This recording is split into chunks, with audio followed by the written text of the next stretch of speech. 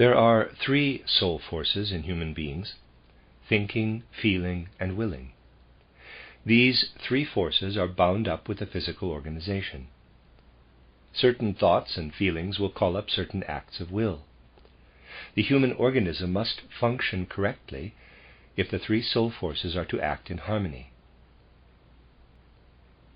Have you wondered why Pilate could see truth but couldn't act on it? Why Peter felt intense devotion but couldn't sustain it? Why Judas reduced everything spiritual to material calculation? All those biblical archetypes we've been exploring, every single imbalance, every possession pattern, every consciousness trap, they all trace back to one thing. Humanity lost awareness of the complete threefold structure of human nature. There's a systematic reason why you sometimes know what's right but can't act on it. Why you feel passionately about causes but can't maintain commitment. Why your thinking gets divorced from your heart and your actions. Today we explore how Rudolf Steiner discovered that ancient wisdom traditions understood humans as threefold beings, but this knowledge was systematically eliminated, fragmenting human consciousness and making archetypal possession possible. And how Steiner's philosophy of freedom restored this understanding, providing the complete solution to every consciousness problem we've been documenting. In our previous episodes, we mapped the territory. We identified Pilate's moral paralysis, Peter's volatile devotion, Judas's material calculation, and all the other archetypal patterns still operating through modern consciousness. But here's what we haven't answered yet. Why do these patterns exist? What makes human consciousness vulnerable to these imbalances? The answer takes us back further than the biblical narratives, back to an understanding of human nature that predates Christianity, that appears across wisdom traditions, but that was systematically eliminated from Western consciousness. Rudolf Steiner, in his 1894 masterwork, The Philosophy of Freedom, accomplished something extraordinary. He didn't just describe freedom philosophically, he restored awareness of the threefold human structure that makes freedom possible. Today we're going beyond identifying problems. We're exploring the solution. Before we can understand what was lost, we need to see what ancient wisdom traditions knew about human nature. Across cultures, Greek philosophy, early Christianity, Vedic tradition, mystery schools, we find the same understanding. Humans are threefold beings. Plato's description, nous, spirit/mind, the rational, eternal part connecting to divine forms, thymos, soul/courage, the emotional, passionate seat of will, epithymia, body appetite, physical desires and needs. Plato understood, humans aren't just body-mind dichotomies. There are three distinct aspects, each requiring education, each with its proper function. Now look to the early Christian trichotomy. The Church Fathers explicitly taught humans as pneuma, spirit, divine breath, capacity for God consciousness, psyche, soul, individual personality, thoughts, emotions, soma, body, physical vehicle. Paul writes in 1 Thessalonians 5:23, "And the very God of peace sanctify you wholly, and I pray God your whole spirit and soul and body be preserved blameless." Spirit and soul and body, three distinct aspects, all necessary for wholeness. Whether Greek philosophy, Christian theology, Vedic teaching, or Hermetic wisdom, the trichotomy appears everywhere. Why? Because it corresponds to actual human organization, observable through careful self-study. Ancient wisdom wasn't guessing. They were reporting what they observed through developed spiritual perception. Now, here's where it gets dark. Sometime between early Christianity and institutional church dominance, something catastrophic happened. The trichotomy collapsed into dichotomy. Humans went from three aspects, spirit, soul, body, to just two, soul, body. What was lost? The spirit, the divine aspect, the pneuma, the capacity for God consciousness. Listen to how complete this reversal was. The Church Fathers taught, God became man so that man might become God, said by Athanasius. The Reformed Church taught, man, by his fall into a state of sin, has wholly lost all ability of will to any spiritual good, said by Westminster Assembly. Before, humans have divine spirit that can be developed. After, humans are totally depraved with no spiritual capacity. This isn't to be regarded as theological evolution. This was systematic elimination of human spiritual sovereignty. Steiner recognized the motivation. Spiritually sovereign humans don't need institutional mediation, can't be permanently controlled, develop their own spiritual authority, recognize manipulation attempts. Spiritually dependent humans need constant institutional services, accept external authority, never develop independent spiritual discernment, remain manipulable. The solution for would-be controllers is to convince humans they don't have a spirit aspect capable of development. The method is to collapse the trichotomy into dichotomy. The result? Humans who don't know their threefold can't develop the missing third, remaining fragmented and controllable. Now watch how every archetypal imbalance we've identified results from losing trichotomy. Pontius Pilate, overdeveloped thinking, underdeveloped willing. Pilate's tragedy reveals something profound about consciousness fragmentation. His thinking faculty operates clearly. He examines Jesus and declares, "I find no fault in him." His feeling nature even responds. His wife's dream troubles him. He's visibly uncomfortable with the proceedings. But when the moment comes to act on what he knows and feels, his will collapses entirely. He doesn't lack conviction about Christ's innocence. He lacks the developed capacity to translate conviction into moral action. His willing faculty, the power to manifest spiritual truth in physical deed, has atrophied so severely that political pressure overrides everything his thinking perceives and his feeling senses. He performs the ritual hand-washing, declaring, "I am innocent of this man's blood." He attempts to absolve himself through symbolic gesture rather than actual choice. He claims the masses made the decision, not him. But a developed will doesn't surrender moral responsibility to crowds or circumstances. A developed will acts from spiritual conviction regardless of external pressure. Pilate demonstrates what happens when thinking and even feeling remain somewhat active, but willing, the capacity for moral deed, remains unconscious and underdeveloped. Without recognizing willing as a separate faculty requiring deliberate cultivation, he couldn't strengthen what he'd never consciously identified. The dichotomy model offers no solution here. If humans are just mind-body, then will is either mental choice, which Pilate had, or bodily action, which he performed, signing the order, washing hands.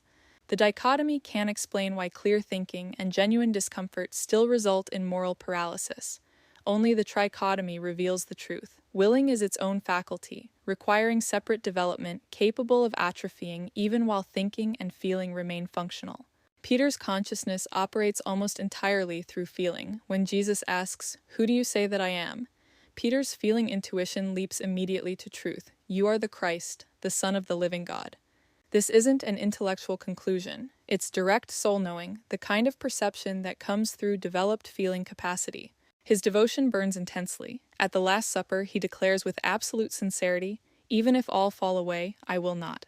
I am ready to go with you to prison and to death." He means it. The feeling is genuine, powerful, unquestionable in that moment, but feeling without thinking's wisdom or willing steadiness creates volatility. When Jesus is arrested, Peter's feeling courage drives him to draw a sword and strike, immediate emotional reaction without strategic thought. Jesus has to rebuke and heal the damage. Hours later, when a servant girl identifies him as Christ's follower, Peter's feeling state has completely shifted. The same devotion that burned so bright now collapses into fear. He denies Jesus 3 times with increasing vehemence. What changed?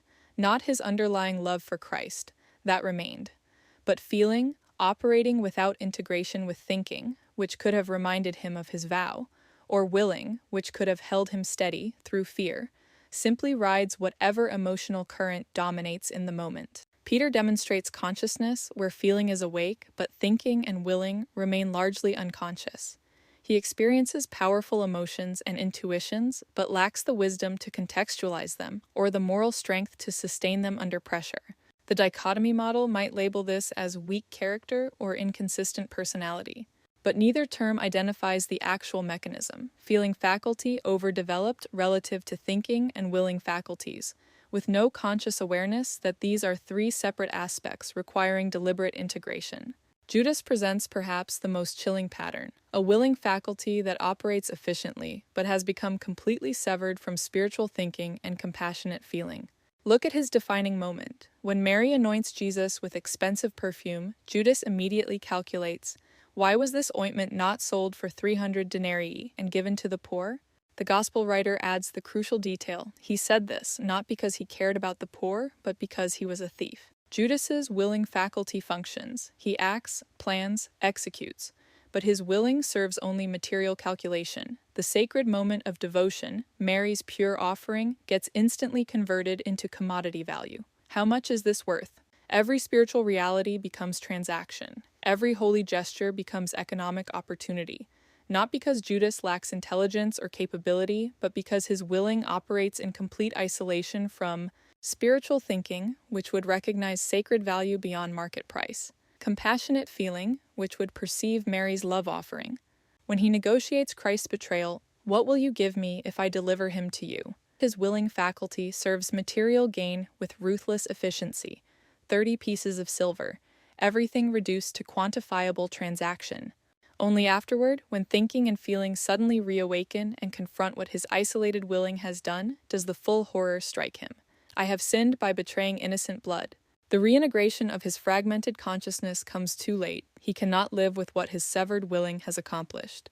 The dichotomy model might label Judas as evil or greedy, but these are moral judgments, not consciousness explanations. The trichotomy reveals the actual mechanism: willing faculty operating in isolation from spiritual thinking and heart feeling, defaulting to serve only material survival and gain. Without recognizing willing as a distinct faculty that can be spiritually directed through conscious integration with thinking and feeling, it inevitably becomes enslaved to the body's material drives alone. Every archetypal imbalance manifests as one faculty overdeveloped, others atrophied, with no conscious awareness that these are three separate aspects requiring deliberate harmonization. You cannot integrate thinking, feeling, willing if you don't even know they exist as distinct faculties. The dichotomy model, reducing humans to just mind-body, makes this integration impossible because it denies the very structure that needs to be developed. The trichotomy's elimination didn't just remove abstract theological concepts. It removed the map of human consciousness itself, leaving people unable to diagnose or correct their own imbalances. In 1894, Rudolf Steiner published The Philosophy of Freedom and accomplished something extraordinary. He restored the ancient trichotomy using language accessible to modern scientific consciousness. Here's Steiner describing it in his 1906 lecture. "There are three soul forces in human beings: thinking, feeling, and willing. These three forces are bound up with the physical organization. Certain thoughts and feelings will call up certain acts of will. The human organism must function correctly if the three soul forces are to act in harmony. If the connection between them has broken down due to illness, then there is no longer consistency between thinking, feeling, and willing." Steiner identified that what religion calls sin and psychology calls neurosis is often just imbalance in the threefold structure. Now let's define the three aspects. Thinking, which is the head nerve sense system, relates to conceptual cognition, spiritual perception capacity, connection to universal ideas, the faculty that can know truth. Steiner: "To be free is to be capable of thinking one's own thoughts. Not the thoughts merely of the body or of society, but thoughts generated by one's deepest, most original, most essential and spiritual self, one's individuality." Feeling, which is the heart/rhythmic system, relates to emotional life, aesthetic sensing, sympathy and antipathy, the faculty that mediates between thinking and willing. Willing, which is the limbs/metabolic system, relates to action and intention, moral impulses, transformative power, the faculty that manifests spirit and matter. As Steiner states, freedom can only be approached gradually with the aid of the creative activity of thinking. Thinking can be a free deed. In addition, it can liberate our will from its subservience to our instincts and drives. Through years of phenomenological observation, Steiner recognized something crucial. These three aspects operate as actual functional capacities in consciousness, not concepts about consciousness, but the very structure through which consciousness works. Here's where Steiner reveals something most people miss. Advanced spiritual development requires first separating the three aspects, then consciously integrating them from a higher level. Steiner explains in his 1906 lecture on initiation. If a person is to be initiated, if he or she is to become capable of higher perception, then thinking, feeling, and willing must be severed from one another. Because the contact between thinking, feeling, and willing is severed, the initiate can see someone suffering without his feelings being roused. He can stand aside and coldly observe. The reason is that nothing must occur in the initiate unconsciously. An individual is compassionate out of his own free will, not because of some external compulsion. He becomes separated into human beings of feeling, a person of will, and a thinking person. Above these three is the ruler, the newfound individual, bringing them into harmony from a higher consciousness. In ordinary consciousness, the three operate unconsciously mixed together. You think because you feel, you act because of unconscious drives. In developed consciousness, you can separate the three, observe your thinking without being driven by feeling, feel without being compelled to act, choose actions independent of emotional state. In Christ consciousness, from this separation, you consciously integrate all three from the I Am center, the newfound individual that rules the three in harmony. This is the answer to archetypal possession. Pilate, Peter, Judas all show unconscious imbalance. The path forward is to make the three conscious, develop each separately, then integrate from higher awareness. Steiner didn't just describe the trichotomy philosophically. In How to Know Higher Worlds, he provided exact practices. Exercise 1. Control of thinking. Develops thinking faculty as independent spiritual activity. Practice. Choose one simple object, a pencil, a seed, anything. Contemplate it for 5 minutes daily, allowing no stray thoughts. If your mind wanders, gently return to the object. Purpose. Build capacity to direct thinking consciously, rather than being carried by associative thought streams. What this solves: Pilate's paralysis. When you can control thinking, it doesn't get hijacked by fear or calculation. Exercise 2. Control of will/initiative. Develops willing faculty as conscious intention. Practice. Choose one small action to perform daily at the exact same time, something with no practical necessity. Water a plant at 3 p.m., pick up a stone at noon. Do this for months. Purpose. Develop conscious will, independent of habits, desires, or external pressures. What this solves: moral paralysis. When you can activate will consciously, you're not paralyzed by fear or comfort. Exercise 3. Equanimity. Develops feeling faculty as balanced soul force. Practice. Observe your emotional reactions without indulging pleasure or resisting pain. Neither extreme joy nor extreme sorrow should disturb your inner calm. Purpose. Master feeling rather than being mastered by it. What this solves: Peter's volatility. When you can observe feeling without being possessed by feeling, devotion becomes steady. Exercise 4. Positivity. Develops all three in harmony through perspective. Practice. Find something valuable in every experience and person. Even when negative aspects are obvious, seek what's true or beautiful. Purpose. Train all three faculties to work together constructively. What this solves: Pharisees' judgment, cynicism, hopelessness. Exercise 5. Open-mindedness. Develops flexibility across all three faculties. Practice. Approach every new idea without prejudice. What's true here? Rather than, this contradicts what I believe.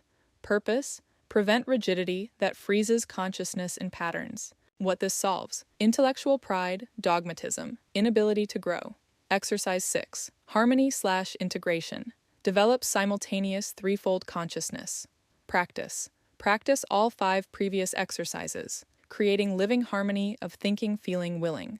Purpose. This is Christ consciousness, complete integration. What this solves: all archetypal imbalances through conscious threefold harmony. Now let's bring this into your actual life, into the moments where consciousness either fragments or integrates. Because understanding the trichotomy intellectually changes nothing. You have to catch yourself in the act. Notice when thinking dominates without heart or commitment, when feeling runs wild without wisdom or follow-through, when action pursues goals disconnected from your deepest values. Here's how this works in practice. Before the day's momentum takes over, before you're reacting to emails and obligations, spend 15 minutes deliberately activating all three faculties. Start with thinking, 5 minutes of clear conceptual work. Choose one spiritual concept, freedom, love, truth, courage, and contemplate it without distraction. Not surface associations, but deep inquiry. What is freedom? Not what you've been told about it, but what you can discover through thinking itself. This isn't meditation where you empty the mind. This is active thinking, building your capacity to direct thought rather than be carried by thought streams. Then shift to feeling, 5 minutes of heart activation. Feel genuine gratitude for existence itself, not for what you have or achieved, but for the simple fact that consciousness experiences reality. Let appreciation arise without attachment to outcomes. You're not trying to feel a certain way. You're observing feeling's own nature, its capacity for warmth and connection, without letting it pull you into sentimentality or emotional drama. Finally, activate willing. 5 minutes of moral intention. Commit to one conscious deed today. Not your habitual tasks or reactive behaviors, but one action that springs from spirit directing matter. Maybe it's speaking a difficult truth. Maybe it's choosing presence over productivity. Maybe it's breaking a pattern that serves comfort over growth. The key is conscious intention. Willing is active force, not passive drift. 15 minutes, 3 faculties. Deliberately activated before the world's demands, fragment your consciousness into specialized functions. The real work happens in ordinary moments when you notice fragmentation occurring. Someone cuts you off in traffic and anger flares instantly. That's feeling without thinking or willing. You receive exciting news and want to immediately share it, act on it, celebrate it. Steiner taught that containing that excitement actually strengthens your inner power. Someone at work says something that triggers your defensiveness. Watch which faculty dominates in that moment. The practice isn't analyzing these situations endlessly. It's simple recognition. Which aspect is running the show right now? Thinking alone? Feeling alone? Willing divorced from the others? The moment you catch yourself in imbalance, you activate what's missing. That recognition itself begins the integration. You're training consciousness to observe its own operation, which is the first step toward directing it consciously rather than being driven unconsciously.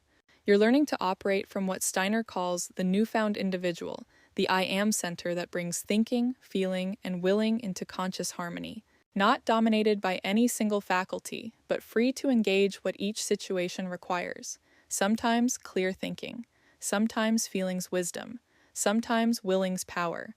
But now you're choosing which to emphasize, rather than being carried by whichever dominates your consciousness. This is freedom. Not freedom from the 3 faculties, but freedom through their conscious integration. Before sleep, spend 5 minutes with Steiner's retrospective practice, what he called the most important exercise for spiritual development.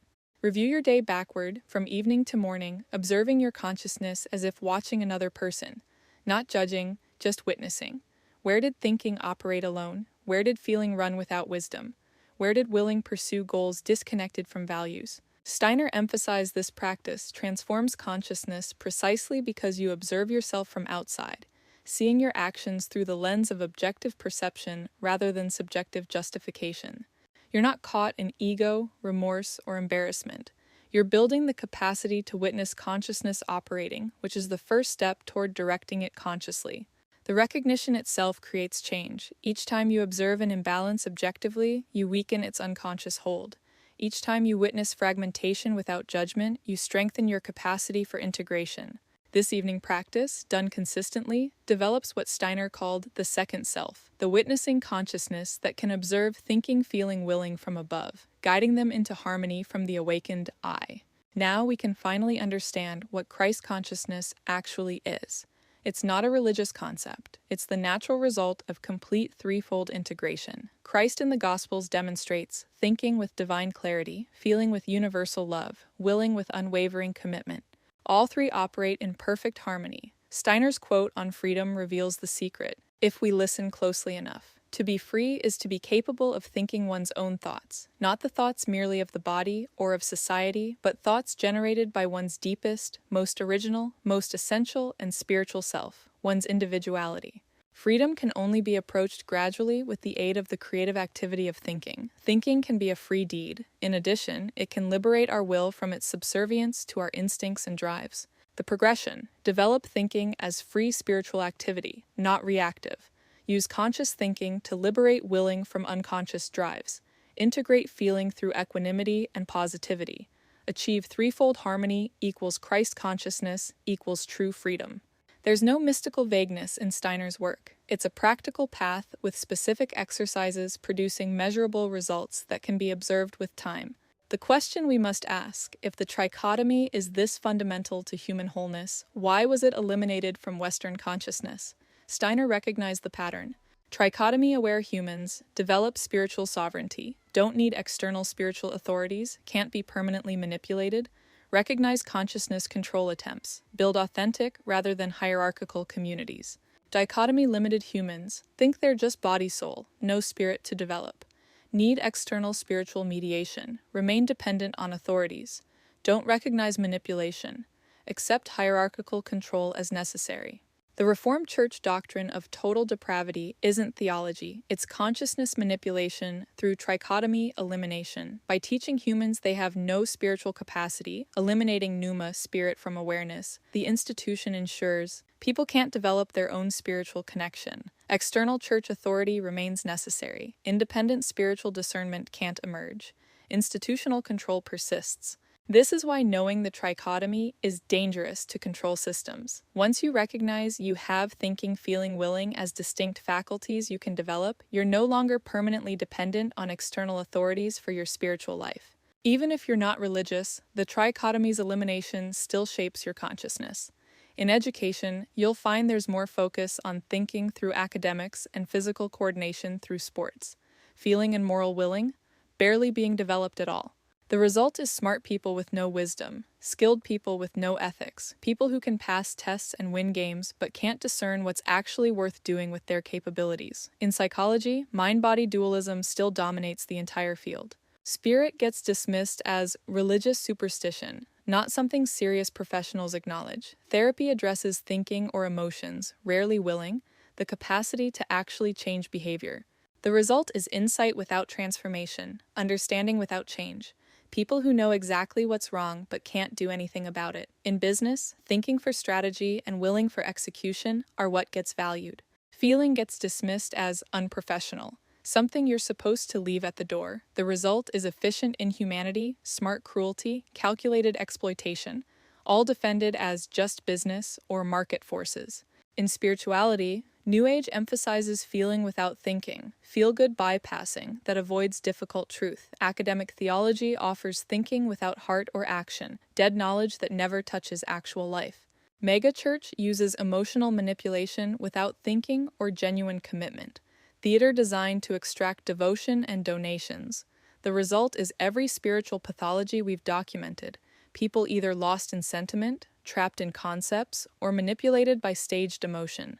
You are taught to be fragmented. The trichotomy elimination is actively maintained through educational systems separating head, heart, hand, economic systems rewarding specialized fragmentation, media amplifying emotional reactivity without thinking or action, culture that values expertise over wisdom. Steiner's restoration provides the antidote. Here's the practical path forward, not as rigid stages you must complete perfectly, but as a natural unfolding of consciousness, learning to know itself. Phase 1. Recognition, weeks 1 to 4. The work begins with honest self-observation. Identify your specific imbalance. Are you primarily in your head? Thinking dominates. You analyze clearly, but struggle to commit and act. That's the Pilate tendency. Are you primarily emotional? Feeling runs strong. Your heart responds intensely, but lacks wisdom's guidance or willing's follow-through. That's the Peter tendency. Are you primarily action-focused? Willing drives achievement, but disconnected from deeper values or heart's knowing. That's the Judas tendency. Watch how this fragmentation operates in daily life. When does thinking run alone, divorced from heart or commitment? When does feeling surge without wisdom or sustained action? When does willing pursue goals that serve ambition rather than spirit? Just notice. No judgment yet. You're learning to observe consciousness as Steiner did, phenomenologically, seeing what's actually there rather than what should be there. Phase 2. Separate development, months 2 to 6. Now you work Steiner's 6 exercises systematically, building each faculty as a conscious capacity. Month 1. Practice control of thinking daily. Month 2, add control of will while continuing the thinking practice.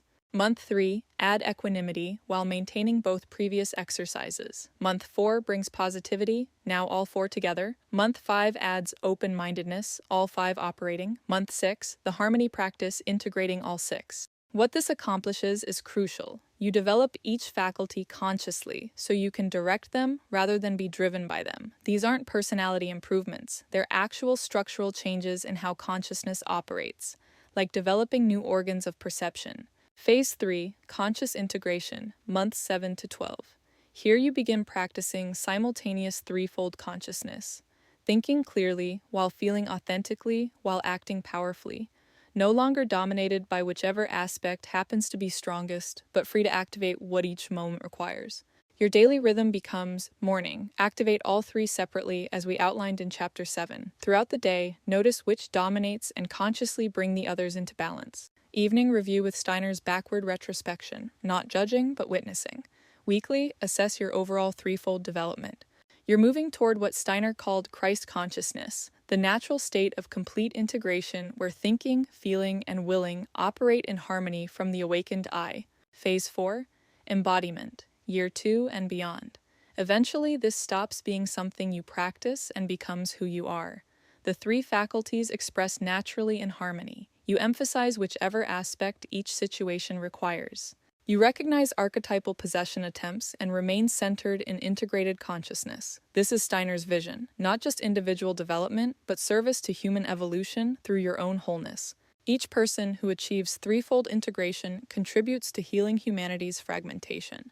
The path isn't about perfection, it's about consciousness becoming conscious of itself, recognizing the 3 aspects, developing each deliberately, integrating from the center, and embodying the freedom that comes through wholeness. Now watch how everything we've explored comes together. Every archetypal imbalance finds its solution through trichotomy restoration. Pilate's paralysis, thinking without willing, gets resolved through control of will exercises that build moral action capacity. Wisdom learns to act. Peter's volatility, feeling without thinking or willing, gets balanced through control of thinking, control of will, and equanimity practice. Devotion gains wisdom and staying power. Love becomes reliable. Judas's calculation, willing divorced from spirit and heart, transforms through positivity practice that recognizes sacred value beyond material measure. Practical skill begins serving spiritual purpose. Mary Magdalene's already integrated heart knowing gets enhanced by adding thinking clarity, preventing the codependency shadow. Heart wisdom joins mental discernment for complete knowing. The Pharisee's pride, thinking serving ego rather than truth, dissolves through open-mindedness, positivity, and equanimity. Knowledge stops serving status and begins serving wisdom. Every problem we've documented throughout this series gets solved the same way: conscious threefold development and integration, not through more religious doctrine or psychological theory, but through actually building the faculties that fragmentation has left atrophied. This is Steiner's gift, showing that what looked like permanent personality flaws or spiritual deficiencies are actually just imbalances in a structure that can be consciously developed. The archetypal possessions lose their power the moment you restore the trichotomy. They depend on remaining hidden. Here's what shifts when you truly grasp the trichotomy. You stop seeing yourself as broken. You're not a body-mind struggling with spiritual concepts, failing to be what you should be. You're a threefold being, spirit, soul, body, with 3 distinct faculties that have simply been asleep, waiting for recognition. Thinking connects you to eternal truth. Feeling connects you to beauty and love. Willing connects you to moral power. They're already there. They've always been there. You just didn't know you could develop them consciously, that they wanted to work together. Throughout this series, the biblical archetypes showed you patterns: Pilate's paralysis, Peter's volatility, Judas's calculation. Not to condemn these tendencies, but to help you see them operating in your own consciousness. To recognize, oh, that's what's happening when I know what's right but can't act. That's what's happening when my heart burns bright but can't sustain itself. That's what's happening when I'm effective but empty. Steiner didn't just diagnose the problem, he gave you the map back to wholeness. Recognize your threefold nature. Develop each aspect with specific practices. Watch them integrate from a center you didn't know existed, the I am that can hold all 3 in harmony. This isn't one more spiritual teaching you should probably get around to eventually. This is the answer to that feeling you've carried. The sense that something's missing, that you're operating at a fraction of your actual capacity, that there's a wholeness possible you can almost taste but can't quite reach. Thousands have walked this path. The exercises work, not because Steiner was special, but because he mapped what's actually there in human consciousness, waiting to unfold. The integration happens. Freedom becomes real. Not perfect, not permanent without maintenance, but real. The trichotomy was lost and humanity fragmented into pieces that don't quite fit together. Steiner restored the map. Now you can find your way back.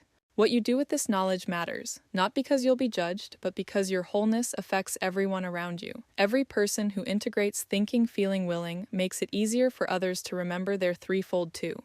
Your healing contributes to collective healing. Your freedom expands the field of possible freedom. The complete human being, spirit, soul, body working as one, thinking clearly, feeling deeply, acting powerfully, all in harmony. This isn't some distant ideal. It's your natural state, covered over by centuries of teaching you otherwise.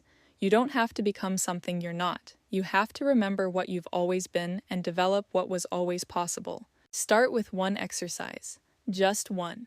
Control of thinking for 5 minutes tomorrow morning. See what happens when you direct thought instead of being carried by it. Notice what changes when one faculty comes under conscious direction. The path isn't about perfection. It's about waking up to your own structure, your own capacities, your own possibility.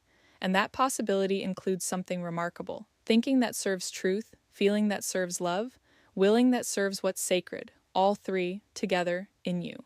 The world doesn't need more people trying harder to be good. It needs human beings who've remembered their threefold, who've developed what fragmentation left dormant, who move through life integrated and therefore free.